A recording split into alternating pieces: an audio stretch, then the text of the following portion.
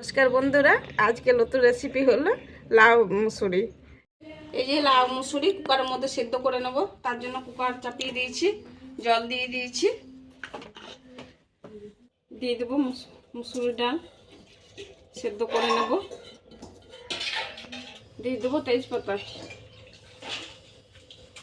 হলুদ গুঁড়ো, লবণ,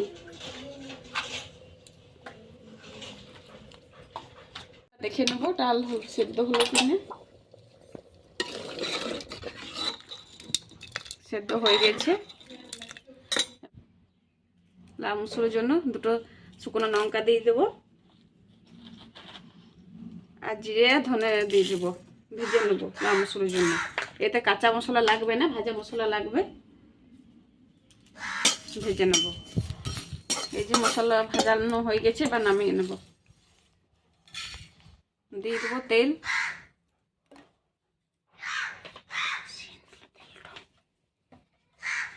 সেদ্ধ করে রেখেছি রসুন, দিয়ে দেবো শুকনো লঙ্কা,